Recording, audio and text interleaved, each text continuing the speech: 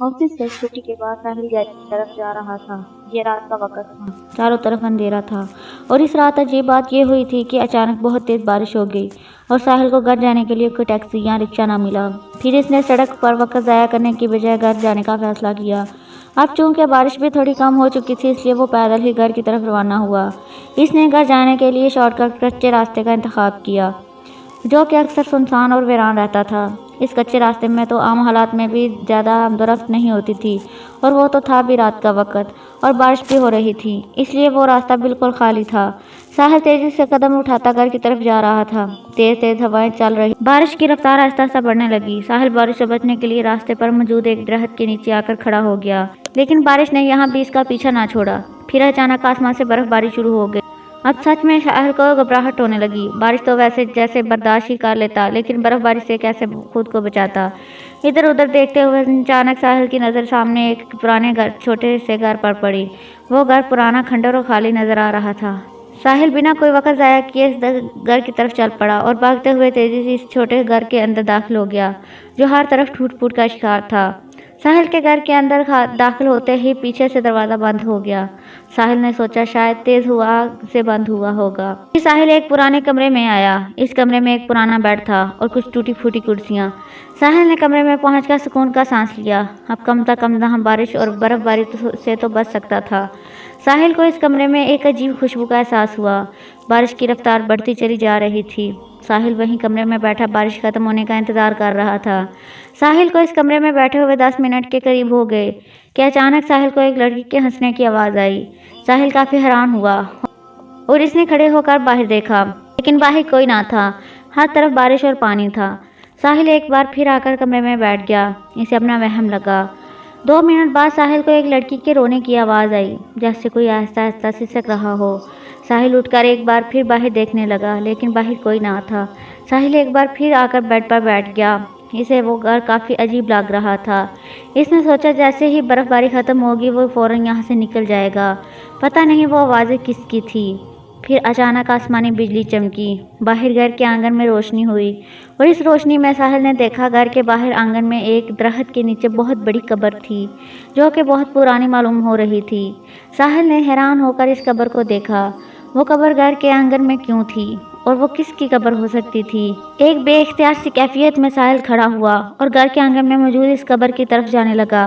कब्र के पास पहुंचकर साहिल इस कब्र को गौर से देखने लगा। इस कब्र पर एक तख्ती लगी थी। वो किसी लड़की की कब्र थी जिसका नाम नौशादरा था और वो कुछ 100 साल पहले मर गई थी। लेकिन इतनी पुरानी कब्र इस घर के आंगन में कैसे? इस कब्र के बिल्कुल पास एक चिराग रखा हुआ था और माचिस भी। साहिल ने सोचा कमरे में अंधेरे पर बैठने से बेहतर है यही चिराग कमरे में ले जाकर रोशनी करे। यही सोचकर साहिल ने वो चिराग कब्र के पास से उठाया और वो अंदर कमरे में ले आया। साहिल वो चिराग जलाने ही वाला था कि अचानक साहिल को एक लड़की की आवाज़ सुनाई दी। तुम आ गए, मैं 20 साल से तुम्हारा इंतज़ार कर रही थी। साहिल ने घबरा कर आवाज़ की तरफ देखा, लेकिन कमरे में कोई ना था। अब साहिल को घबराहट होने लगी। इसने माथे से सीना साफ किया और डरते हुए इधर उधर देखने लगा। बारिश रुक चुकी थी। साहिल ने सोचा अब घर वापस चलता हूँ। यही सोचकर वो कमरे से बाहर निकला। अचानक साहिल को किसी लड़की के रोने की आवाज़ आई। साहिल ने सामने देखा तो जैसे पत्थर हो गया। सामने कब्र के पास एक खूबसूरत दुल्हन हाथों में मोमबत्ती लिए बैठी थी। साहिल हैरान होकर रुक गया। वो दुल्हन इस कब्र के पास कब आई थी, या फिर वो पहले ही कब्र के पास मौजूद थी? लेकिन अगर वो पहले कब्र के पास मौजूद थी तो इसने इसे देखा क्यों नहीं था? वो दुल्हन मुस्कुराते हुए साहिल को देख रही थी। फिर साहिल से बोली, मुझे यकीन था तुम एक दिन वापस आओगे। साहिल घबराते हुए पूछा, कौन हो तुम और यहाँ क्या कर रही हो? साहिल की बात सुनकर इस लड़की ने ज़ोरदार कहकर लगाया और बोली, मेरे घर में खड़े होकर मुझसे पूछते हो कि मैं कौन हूँ? साहिल ने कुछ शर्मिंदगी से इस लड़की को देखा और बोला, सॉरी, मुझे पता नहीं था ये आपका घर है। फिर साहिल ने अचानक पूछा, ये कब्र किसकी है? इस दुल्हन ने ज़ोरदार कहकर लगाया और बोली, मैं नौशादरा हूँ, ये कब्र मेरी है। मैं 100 साल पहले मर गई थी। फिर एक चुड़ैल ने कहा, 100 साल बाद एक आदमी आएगा और वो इस कब्र के चिराग को जलाएगा और तुम इससे शादी कर लेना, फिर तुम दोबारा जिंदा हो जाओगी। साहिल ने खौफनाक अंदाज में इस लड़की को देखा और घबराते हुए बोला, मुझे अब चलना चाहिए। ये कहकर साहिल बाहर की तरफ बढ़ा जब इस लड़की ने कहा, 100 साल बाद इस घर में कोई आया है, अब तुम यहाँ से कभी नहीं बाहर निकल सकते। آہستہ آہستہ اس خوبصورت دلہن کی شکل تبدیل ہونے لگی۔ اس کے بڑے بڑے دانت نکل آئے۔ ساحل بھاگتے ہوئے گھر کا دروازہ کھولنے لگا، لیکن گھر کا دروازہ کھل ہی نہیں رہا تھا۔ وہ لڑکی باہر کھڑی ہنستی ہوئی ساحل کو دیکھ رہی تھی۔ ساحل نے دیوار پر چڑھنے کی کوشش کی، لیکن دیوار پر ہاتھ رکھتے ہی اسے کرنٹ لگا۔ وہ لڑکی بولی، یہ چڑیلوں کا گھر ہے، اب تم یہاں سے کبھی باہر نہیں نکل سکتے۔ ساحل نے جیسے اس کی بات ہی نہیں سنی ہو، اور وہ ادھر ادھر بھاگتا رہا تاکہ اس گھر سے باہر نکل سکے، لیکن اس گھر سے نکلنے کا کوئی راستہ نہیں تھا۔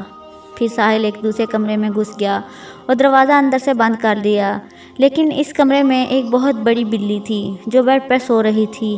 وہ بلی ساحل کو کمرے میں دیکھتے ہی ساحل پر حملہ کرنے لگی۔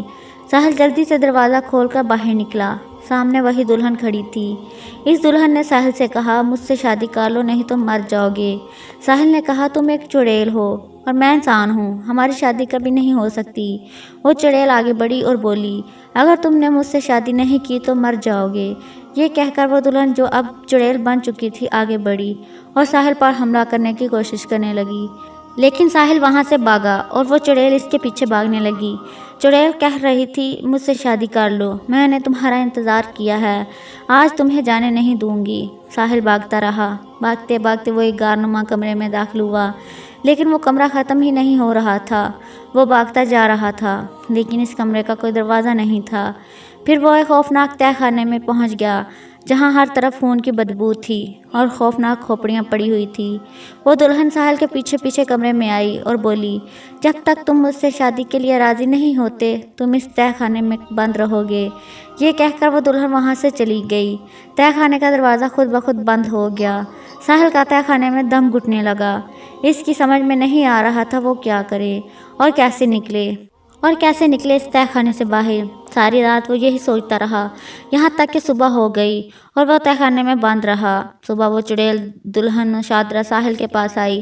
اس دلہن کے ہاتھ میں کچھ پرانے زیور تھے اور اس نے ساحل سے پوچھا، کیا تم مجھ سے شادی کرنے کے لیے راضی ہو؟ ساحل نے کہا، ایسا کیسے ہو سکتا ہے؟ تم ایک روح ہو اور میں انسان، ہم دونوں کی کبھی شادی نہیں ہو سکتی، تم پلیز مجھے جانے دو۔ نوشادرا نے غصے سے وہ زیور پھینک دی اور بولی، جب تک تم سے شادی کر کے تمہارا خون نہیں پیوں گی میں اس قبر سے آزاد نہیں ہو سکتی۔ جب تک تم مجھ سے شادی کرنے کے لیے راضی نہیں ہوگے اس تہہ خانے میں بھوکے پیاسے سڑتے رہو۔ یہ حکم دے کر نوشادرا تہہ خانے سے باہر نکل گئی۔ دروازہ خود بخود بند ہونے لگا۔ ساحل کے لیے اس مصیبت سے بچ نکلنے کا کوئی راستہ نہیں تھا۔ دونوں طرف کھڑی موت تھی۔ وہ بھوکا پیاسا 2 دن سے اس تہہ خانے میں بند تھا اور اب موت اسے اپنے سامنے دکھائی دے رہی تھی۔ سوچتے سوچتے اس کی آنکھ لگی اور اسے نیند آ گئی۔ ساحل نے خواب میں ایک عالم کو دیکھا اور اس عالم نے ساحل سے کہا، بیٹا تم اگر اس قبر والی دلہن سے چھٹکارا پانا چاہتے ہو تو تمہارے گلے میں جو تعویذ ہے اسے اس قبر میں ڈال دو۔ ساحل نیند سے جاگ گیا اور اس کے ماتھے پر پسینہ تھا۔ اس نے اپنے گلے میں تعویذ کو دیکھا اور فیصلہ کیا کہ اس تعویذ کو اس قبر میں ڈال دے گا۔ رات کو جب نوشادرا دلہن اس کے پاس آئی اور اس نے ساحل سے اس کا فیصلہ پوچھا تو ساحل نے کہا، میں تم سے شادی کرنے کے لیے تیار ہوں، لیکن میری ایک شرط ہے، شادی ہم اس قبر کے پاس کریں گے۔ نوشادرا خوشی خوشی راضی ہوئی اور ساحل کو باہر لے گئی۔ پھر نوشادرا تیار ہوئی۔ اس نے زیور پہنے اور اس قبر کے پاس آ کر بیٹھ گئی۔ ساحل نے چپکے سے وہ تعویذ گلے سے اتار کر قبر میں دفن کر دیا۔ تعویذ دفن کرنے کے 1 منٹ بعد ہی ہر طرف دھماکے ہونے لگے، ہر طرف دھواں اٹھنے لگا۔ ساحل نے جب اپنے چاروں طرف دیکھا تو حیران رہ گیا۔ وہ کسی قبر کے پاس نہیں، ایک درخت کے نیچے کھڑا تھا اور وہ خالی گھر بھی غائب ہو چکا تھا۔ ساحل نے خدا کا شکر ادا کیا اور گھر کی طرف روانہ ہوا۔ دوستو اگر آپ کو ویڈیو اچھی لگے تو کمنٹ کر کے اپنی رائے ضرور دیں اور پلیز اسے لائک اور شیئر کریں، اور اس طرح کی سبق آموز پراسرار اردو کہانیاں سننے کے لیے اس چینل کو سبسکرائب کریں اور گھنٹی کو دبا دیں تاکہ ہماری ویڈیوز سب سے پہلے آپ تک پہنچ سکیں۔ شکریہ۔